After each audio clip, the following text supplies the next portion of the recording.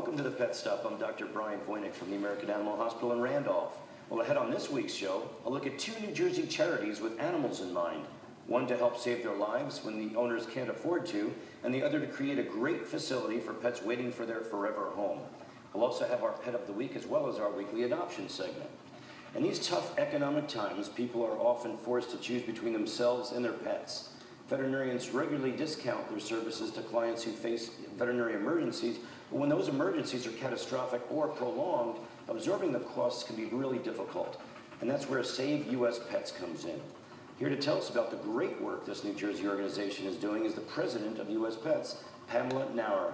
Also with us is Becky Weinberg, who volunteers her time with the organization. Becky's also the better half of East Street drummer Max Weinberg.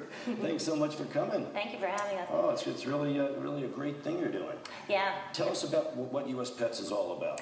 Save U.S. Pets was started in 2003 by veterinarians who saw a need to formalize a program that they initiated to help people in tough economic situations when their pets had catastrophic situations. Right. And so it's a 501c3, Great. and not only can the vets contribute to it in terms of their services and discounts they offer to needy clients, but the public can contribute as well. Oh, that's really excellent. Becky, tell us the story of Riley here. Well, Riley is the dog of a family, mother and son, where the poor little boy has a lot of health issues. Okay.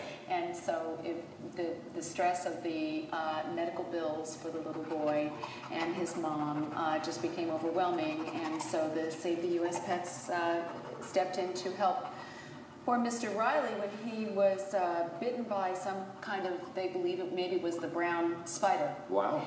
And he had a very high fever, and it looked pretty bad overnight, and the good doctors took care of him, and as you can see, he's the picture of health and eager for his treats. Yeah, and I figured you had to have something in your hand there, strong, Becky. and right. Right. But he's a lovely guy, and he That's is his family. Oh, really? Yeah. That's so cute. That was a card that was made for him when he was in critical care Oh, yeah? at the hospital recovering from his surgeries. And I understand that Dr. Salmeri was the veterinarian who helped. Yes. Yeah, she's terrific. That's right. There you can see this. Okay. Yeah, that's a cute shot. Thank you. Thank you. So how often are pets in need, and how often do you get to help them? They're in need a lot more often than we can help right now. We're hoping to grow the organization so that we can help more pets, but right now we make about 5 grants a month, and the grants range from anywhere from a couple $100 to up to about $1,000, and we make them through participating veterinarians throughout the state. And Pam, how do they qualify? They have to qualify by being a very conscientious pet owner. The pet has to be very well cared for, and just winds up in a situation where the owner is beyond their means to treat the situation the pet's confronting. Not only that, but the pet has to have a life-threatening situation or some other very critical situation, and otherwise have a very good prognosis for recovery. So oftentimes we make grants in cases where an animal has ingested a foreign body, or there are stones or poisonings, things like that. Get so complex these days, you know, and we're just a half a step behind human medicine in what we can do technologically and so forth. Right. And you mentioned foreign bodies. We had a small, King Charles Cavalier type, that swallowed a penny, and pennies minted after 1982 were made out of zinc.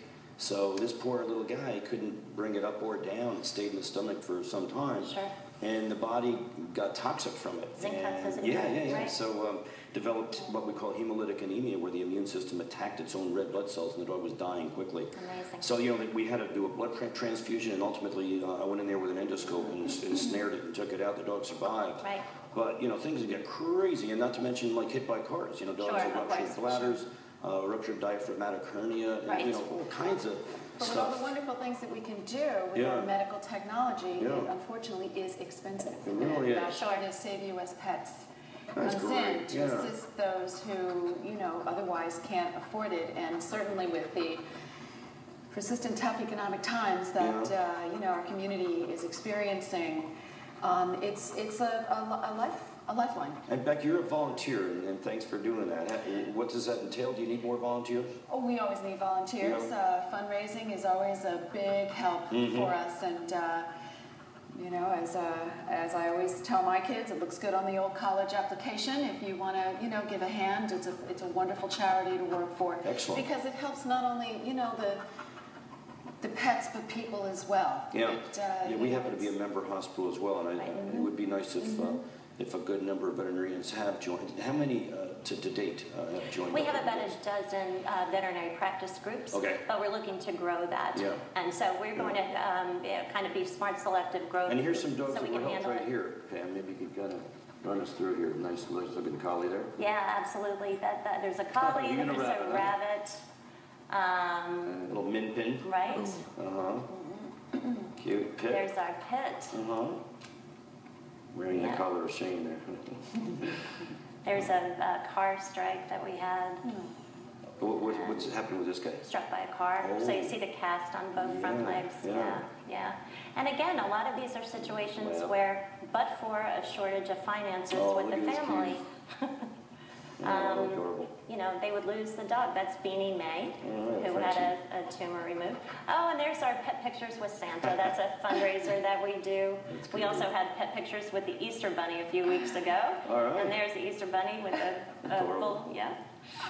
And this is a fundraiser we also did. The woman on the left is Dr. Haney, whose mother made that beautiful quilt behind her and donated it to Save US Pets. Gorgeous. And Dr. Haney's featured there with Joni Grado, our treasurer, pulling the raffle ticket. Okay. How can people help out? We would love for people to check out our website. Okay. There are ideas there that people can embark on to fundraise. Becky and I love the story of a little girl who was a Girl Scout that Christmas caroled on behalf of Save US Pets. Her name was Rebecca McSherry. Cute. And so things like that are great.